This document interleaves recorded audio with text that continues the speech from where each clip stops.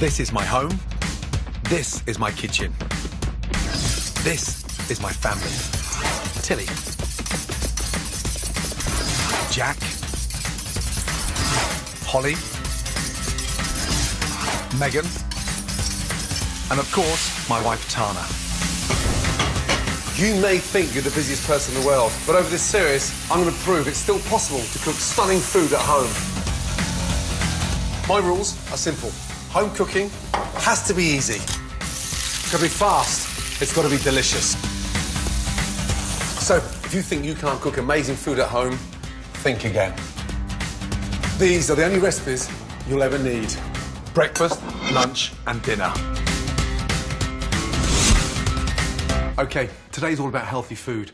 I'm going to show you that eating well and eating healthily can go hand in hand. I'm a chef, so my whole day, not just meal times, is devoted to food. If I'm not cooking it, I'm tasting it or thinking about it. My other great passion in life is fitness. I've run over 10 marathons in the last 10 years. I have to get these two sides of my life to work together. So, get ready for my ultimate healthy recipes. Dishes that are good for you without any compromise on flavour. To start, a fresh and fruity breakfast to set you up for the day. Quick birch and muesli you can make in minutes. Next, a liquid lunch, which is generally healthy. Glorious gazpacho soup, followed by a wafer-thin pineapple carpaccio for dessert. For dinner, it's my youngest daughter Tilly joining me in the kitchen to cook up a simple meal packed with goodness. Teriyaki salmon filled with omega oils and superfood soba noodle salad. For dessert, a delicious light and fizzy spritz jelly. You would say, done. This is my ultimate healthy food. Breakfast, lunch and dinner. First up is my breakfast birch and muesli. Birch and muesli traditionally gets made the night before and left in the fridge. I find that a little bit too heavy and slightly stodgy. So it's the same principles, but a lot lighter. First in, the yoghurt. I think live and raw milk yoghurt are best. They're packed with calcium, enzymes and probiotics, which help your body absorb nutrients. It's interesting, because the kids especially would prefer their muesli with milk, but the yoghurt, it's so much better for them. I like making it literally 10 minutes before I want to serve it, because it doesn't become stodgy. Yoghurt in, apple juice. That's a great way of sweetening the muesli. A couple of tablespoons in. Give that a little mix. Now, sprinkle in the oats. I like putting 2/3 in now to absorb and almost double in size. And the last third of oats in at the end. Oats are low on the glycemic index, which means they slowly release energy to keep you going right through to lunch. I quite like it when it just falls off the spoon. You can see, literally in seconds, it's got thicker. The rest of the oats in. So I've got different textures. Now, mix that up nicely. And it literally takes 3 or 4 minutes to put together. Just gonna get a dry pan on. Almonds, incredibly healthy. Toasting them, even better flavour. Flake them into the pan, lightly toast them. That gives a really nice sort of crunch to the top of the muesli. Roll them around the pan so they're evenly toasted. Out into a bowl. The exciting thing about putting your own muesli together is that you're in control. Blackberries, summer, raspberries, strawberries, and so it changes. Berries don't just taste great. They're packed with antioxidants and vitamins C and K. So just dot the top of your muesli with your blackberries. Generous on the blackberries. Sweetness, tartness, acidic.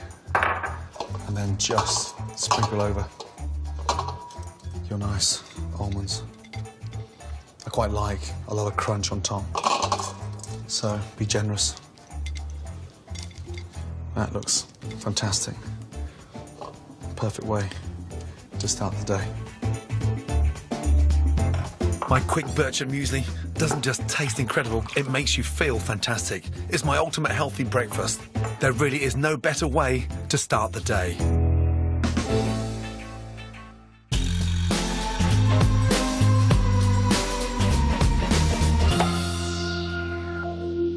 Next, I'm putting the flavour back into healthy food with a sensational lunch and dinner.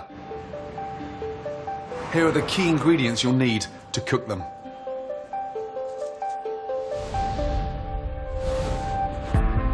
First, on my ultimate shopping list are soba noodles.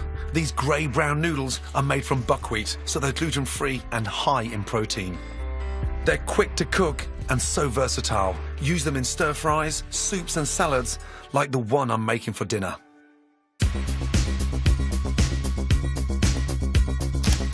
Salmon fillets are brimming with super healthy omega oils and so quick and versatile to cook. Whether poached, grilled, pan-fried, baked or quickest of all, raw as sushi. I'm making a family favourite for my healthy dinner, teriyaki salmon.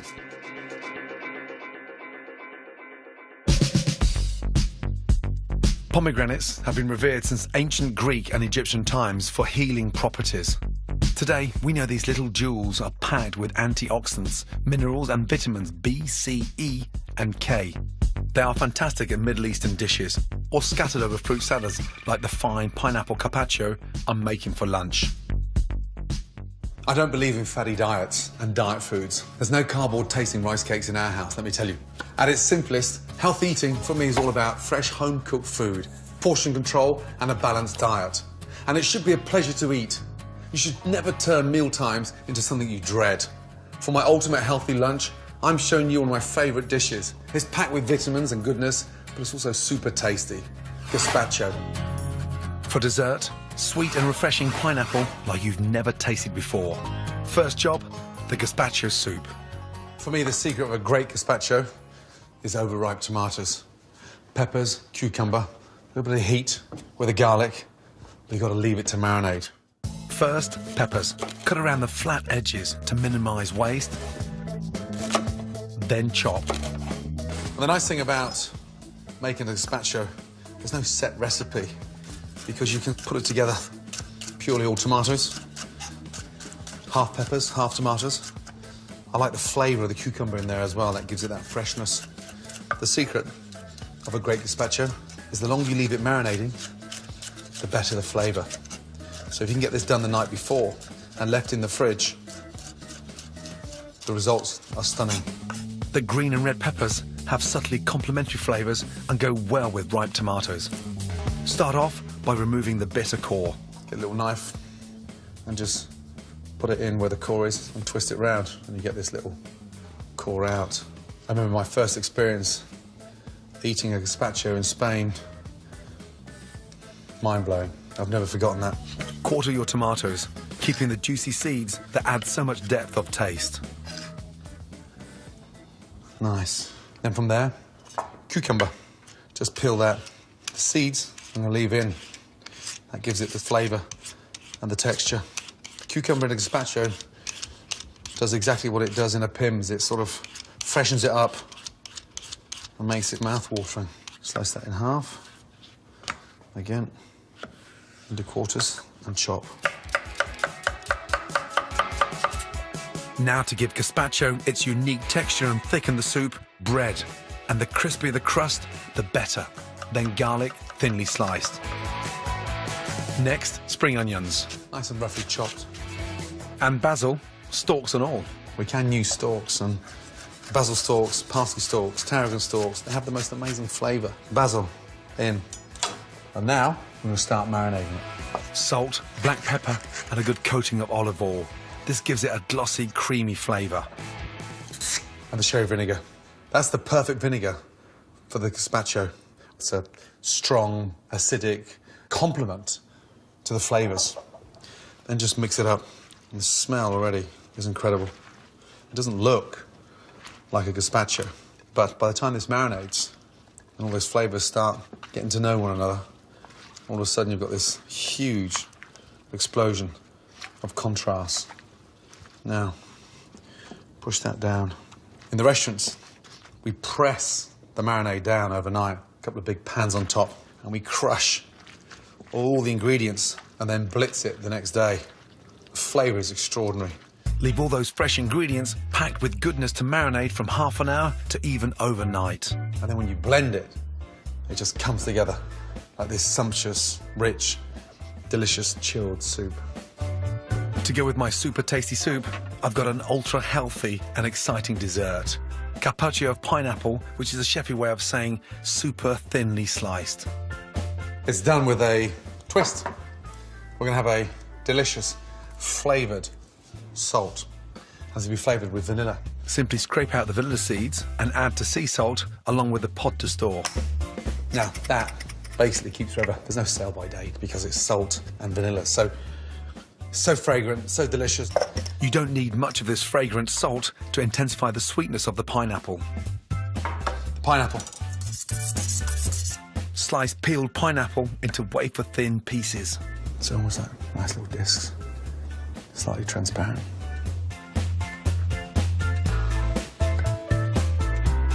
Once you've sliced the pineapple, take the flavour to another level. A light sprinkle of vanilla salt and arrange the pineapple in a flower shape. It's a beautiful way of finishing a meal. The fragrance of the vanilla, the crunch with the salt. And the vanilla salt just marinades the pineapple beautifully. Then scatter nutrient-rich pomegranate seeds over the top. To finish, finely shredded fresh mint. Just slice them really thin, and then that'll give that nice, cool, minty flavour to the pineapple. My carpaccio is ready, and my gazpacho has been marinating in the fridge. Time to blend the soup.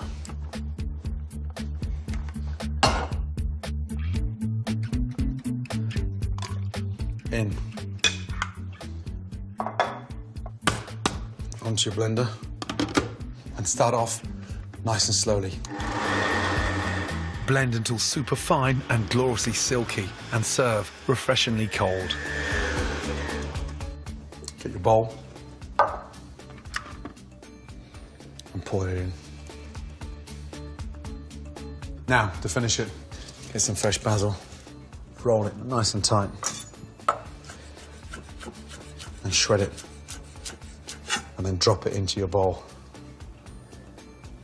Fresh chopped basil, and then finally, just a touch of extra virgin olive oil, just to give that really nice additional freshness. And look at that, healthy and delicious.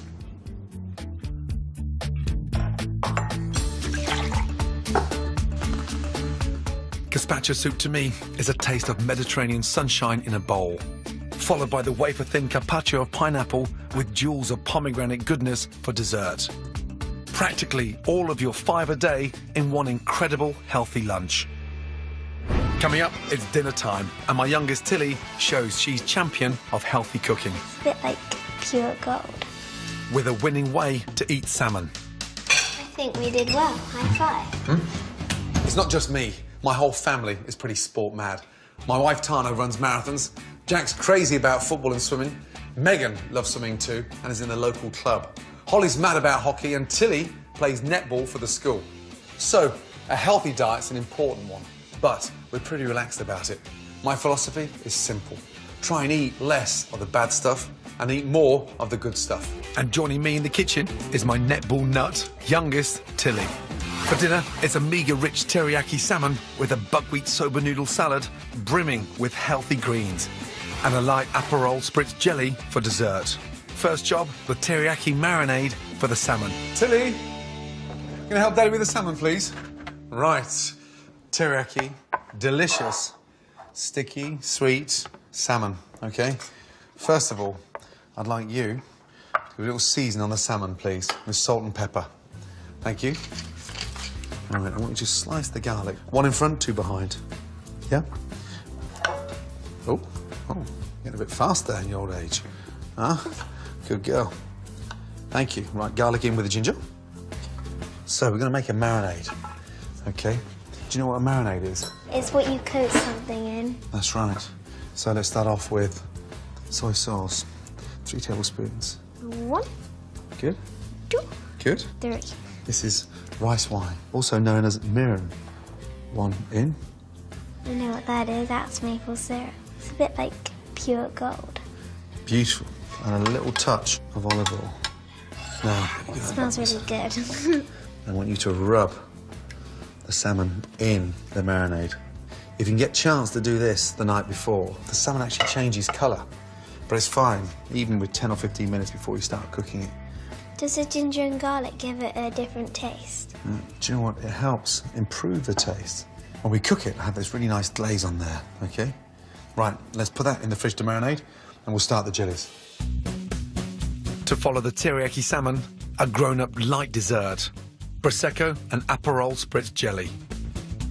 Start by soaking gelatine sheets in cold water. Pour Prosecco, 100 millilitres of water and caster sugar into the pan. Heat until the sugar's dissolved, then add your gelatine sheets. Leave the mix to cool, top up with more Prosecco and a dash of the bitter, sweet Italian Aperol. Then pour into tumblers over orange slices and leave to set in the fridge. All the refreshment of a spritz in a perfect jelly form. The teriyaki salmon's marinating. Time to get on with the noodle and vitamin-packed veg and seed salad. Soba noodles. Why are they this colour? They're this colour because they're made out of buckwheat. OK, and then we're going to drop them in. So, nice and carefully. If you slide them that way, and then you go like that in your hand, and that will show you there. And then look, hold them like that, and drop them into the pan. OK? Got them? Yeah. OK, so hold on tight. Off you go.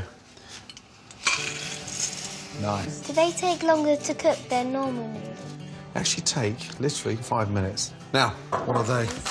Sugar snap peas. Sugar snap peas.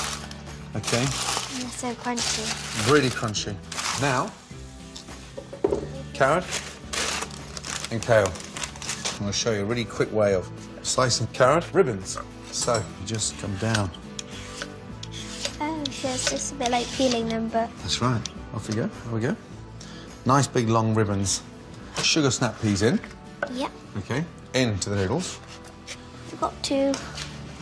Oh, thank you. Wake up, Daddy. Next, kale. Now, you know how good that is for you, right? Yeah. Kale. In. Right, how are the ribbons? And they're good.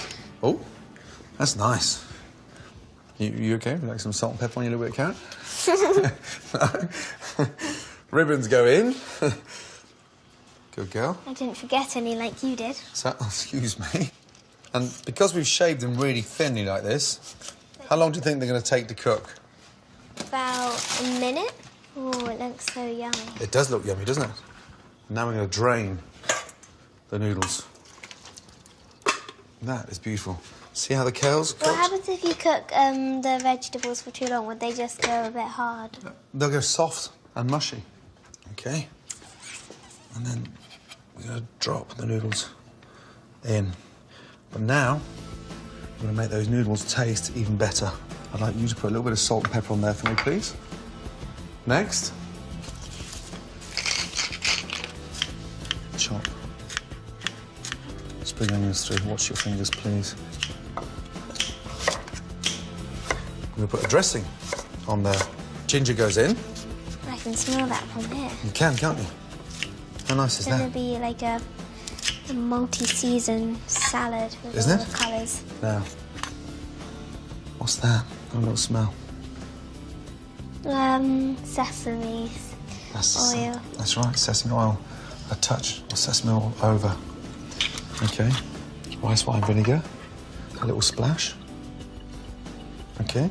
And then finally, a little touch of soy sauce. I'll let you drizzle that in, please. That's it.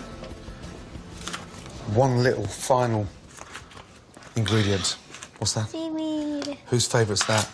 Jack's, Holly's and mine. Slice it into strips. OK. I'm going to chop that. Oh, how is that? Good. I want you to sprinkle that on top of the noodles. And I'll squeeze the lemon juice. Oh, excuse me. I also had a lemon shower today. The soba noodle salad is ready.